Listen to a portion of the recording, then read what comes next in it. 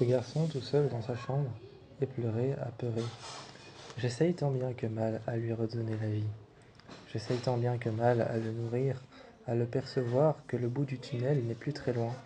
J'essaye tant bien que mal à lui dire que ce que je pense de lui, c'est qu'il est courageux, qu'il est heureux, qu'il ne l'abandonne jamais, qu'il respecte les règles qu'il s'est fixées, qu'il ne respecte pas les règles qu'on lui a fixées. Mais il essaye d'avancer. Il essaye d'avancer même s'il est fixe sur son lit, même s'il est fixe sur son lit, qu'il attend, qu'il espère qu'un jour on viendra le chercher. Moi je reste près de lui, je m'assieds sur son lit, je prends sa tension, je prends ses paramètres, et je m'en occupe. Je m'en occupe telle une fleur abandonnée, je m'en occupe telle la personne qui l'a aidée, je m'en occupe telle la personne que je suis de ses côtés. Et cet enfant n'a rien de riche, il est pauvre et abandonné. Mépris de ses entendements, mépris de tout ce qu'il a entendu, mépris de ses références aux gens, mépris des gens qui l'ont abandonné. Je n'ai jamais vu comment je pouvais faire pour l'aider. Et tant bien que mal, j'essaie quand même, j'essaie quand même.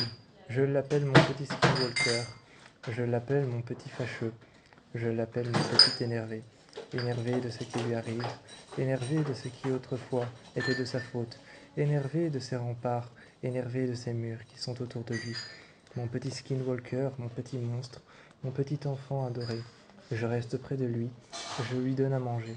Je reste près de lui, même s'il sait le faire, je l'aide. Je le prends près de moi et je lui donne son inhalateur. Je lui donne son inhalateur, il le met en bouche. Comme un égoïste, moi, je m'en vais. Je m'en vais, je me sens égoïste dès que je ferme la porte.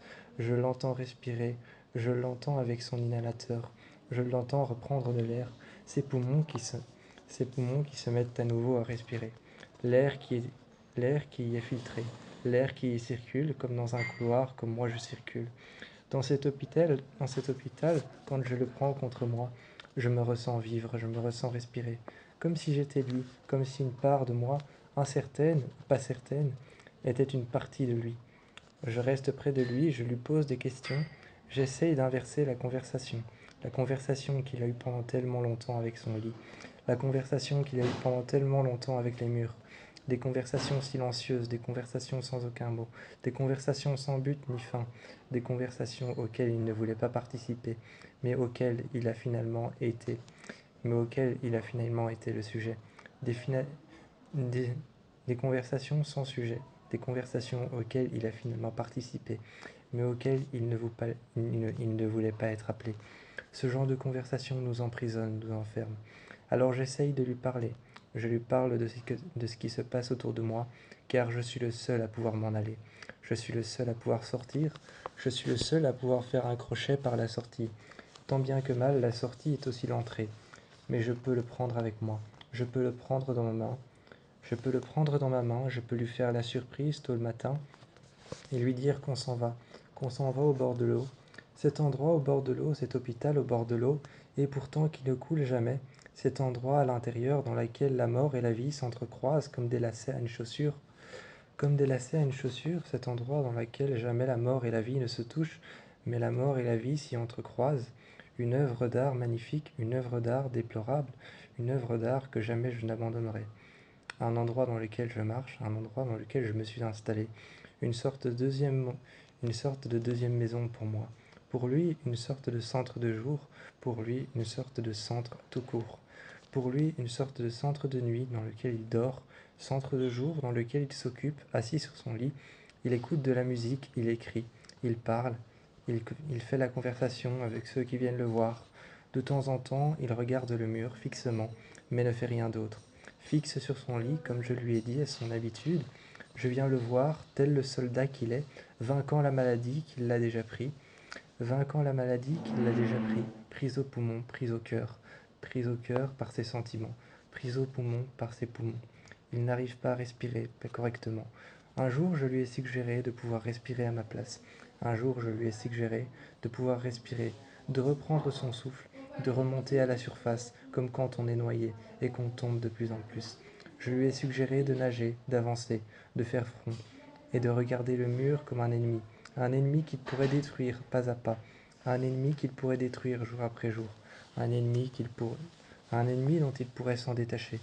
Je viens près de lui, je le prends près de moi, je relève le lit et je me dis, je vais parler avec lui. Je lui parle et je vois son regard s'émerveiller.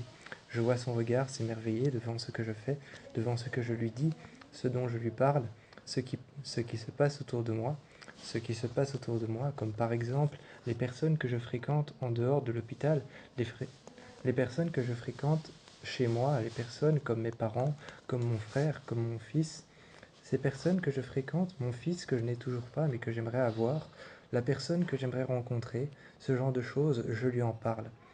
Lui, ouvert comme le vent, m'écoute, ouvert comme le vent, ouvert comme un vortex, ouvert comme un trou sans fond, il m'écoute et boit mes paroles. Suspendu à mes lèvres, il est en train de regarder mes lèvres parler. Il est en train de m'écouter, tel que je le vois, mon petit monstre, mon petit monstre, mon petit skinwalker qui se bat contre la vie. Mon petit amour, comme j'aime bien. Mon petit amour, même si ce n'est pas encore mon fils, j'aimerais tant que ce soit mon fils, un fils courageux, un fils digne de combattre une maladie, digne de combattre quelque chose qui lui pourrit la vie. J'aimerais tellement qu'il soit mon fils, j'aimerais tellement qu'il soit l'enfant dont je peux prendre soin, en dehors de l'hôpital. J'aimerais tellement qu'il soit l'enfant que je vais voir dans sa chambre tard le soir. J'aimerais tellement qu'il soit l'enfant à qui je lis une histoire. J'aimerais tellement que ce soit l'enfant à qui je lis une histoire. J'aimerais tellement que ce soit l'enfant que je dépose à l'hôpital. J'aimerais tellement que ce soit l'enfant que je dépose à l'école. J'aimerais tellement que ce soit l'enfant avec qui je parle le soir, avec qui je mange le soir, auquel j'aide à faire ses devoirs et aussi auquel j'aide à parler avec les autres, à échanger, à se trouver des amis, à se trouver une nouvelle vie, à se trouver un nouveau chemin, un chemin à bâtir qui, un chemin à bâtir qu'il fera lui-même comme il le dessinera. L'enfant que j'aiderai à faire des choix, l'enfant que j'aiderai à faire des choix, les choix qui lui conviendront, les choix qui l'aideront à aller de l'avant et à faire front. Cet enfant, c'est le mien, cet enfant est dans son lit, le regard fixe face au mur. Il se dit qu'un jour ce mur s'effondra. Il se dit qu'un jour le mur s'effondra et il pourra partir. Mon petit skinwalker, mon petit monstre te battant contre la maladie, j'espère qu'un jour tu trouveras la sortie dont tu as besoin. J'espère qu'un jour tu trouveras la sortie que tu as tant mérité. J'espère qu'un jour, en te faisant sortir de temps en temps, jour après jour, heure après heure, lorsque nous restons qu'une heure ou 2 heures dehors, ce moment riche en émotions où toi et moi nous sommes en train de parler et d'échanger nos ressentis, j'espère qu'un jour, mon petit skinwalker, mon petit monstre, tu trouveras la sortie et un endroit dont tu as besoin, une personne qui te chérira et qui prendra soin de toi. J'espère que la nourriture que tu manges sera bonne, la personne contre laquelle tu te reposeras partagera ses sentiments avec toi, et j'espère que tout ce que tu croiseras ne sera qu'une référence d'un bon endroit, un bon endroit dans lequel tu pourras te réfugier, un endroit dans lequel tu pourras te réfugier, rien de plus qu'une maison que je pourrais t'offrir si je le voulais. Mais tu n'es pas encore mon enfant, tu ne l'es pas, tu es simplement mon patient, mais j'aimerais tant que tu le sois.